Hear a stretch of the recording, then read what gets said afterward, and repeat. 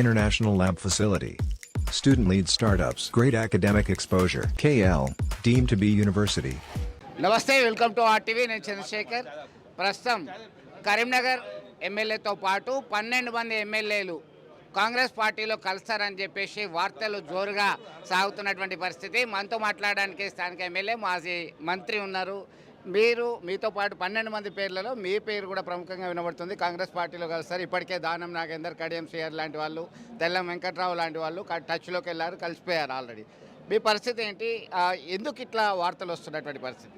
కరీంనగర్లో నా ఎదుగుదలను కొంతమంది గిట్టదు. సుమారు 4 సార్లు కూడా నేను ఎమ్మెల్యే గెలిచాను ఓడిపోకుండా. 2 సార్లు కార్పొరేటర్ గెలిచాను. 6 సార్లు గెలవగానే నా మీద ఒకలాంటి పైశాచిక ఆనందం పొందాలి, నా క్యారెక్టర్ దెబ్బతీయాలని ఉద్దేశంతో ఇక్కడ కొంతమంది పనికిరాని చిన్న చిన్న ఛానల్స్ పేపర్లు, పనికిరాని పేపర్లు, క్రెడిబిలిటీ లేని పేపర్లు, నా ఒక వ్యక్తిగత ప్రతిష్ట దెబ్బతీస్తుంది కూడా ఆన్లైన్ పేపర్ రాసి దాన్ని వైరల్ చేశారు. అంతే తప్ప కానీ మరి నిజంగానే అటువంటి ఆలోచన ఉంటే గిట్ట ఇంత పెద్ద 100ల సంవత్సరం నడిపిన ఛానల్స్కు ఒక్కలు ఇవ్వలే, స్టాండర్డ్ ఉన్న ఛానల్స్లకు రాలేదు, స్టాండర్డ్ ఉన్న పేపర్లకు రాలేదు. నిజంగా వాళ్ళకి అటువంటి ఇన్ఫర్మేషన్ ఉంటుండే కదా.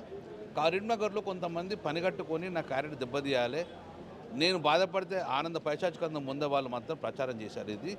ఇందులో ఎక్కడో వాస్తలేదు. మా కేసీఆర్ ఫ్యామిలీకి కేటీఆర్ ఫ్యామిలీ నాకు తెలుసు. అయినా రేవంత్ రెడ్డి గారు కూడా అటువంటి ఆలోచన పెట్టిందని నేనైతే నమ్మతలేను. కాబట్టి ఇవన్నీ కూడా ప్రచారము. ఇప్పటికే చాలాసార్లు నా మీద ఒక బీసీ బిడ్డను కూడా చూడకుండా నా మీద చాలా వ్యక్తిగత ఆరోపణలు చేశారు. ఇవి రుజువు కాలేదు, చూడడం రుజువు కాదు.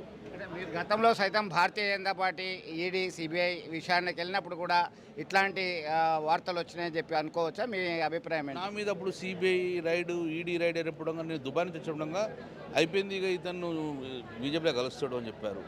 కానీ ఆ రోజు నేను సిబిఐకి అటెండ్ అయినా, ఈడీకి అటెండ్ అయినా, అన్నింటికి అటెండ్ అయినా, తప్పు చేయడం భయపడలేదు. కాబట్టి ఇటువంటి మనము దాస్తే దాగేటి కాదు. కాబట్టి ఇవన్నీ కూడా నా వ్యక్తిగత ప్రతిష్ట దెబ్బతీసే ప్రయత్నం చేసినాడు. మరిన్ని వీడియోస్ కోసం ఛానల్ ని సబ్స్క్రైబ్ చేయండి, లేటెస్ట్ అప్డేట్స్ కోసం వాట్సాప్ ఛానల్ ని ఫాలో చేయండి, అండ్ లింక్ డిస్క్రిప్షన్ లో ఉంది.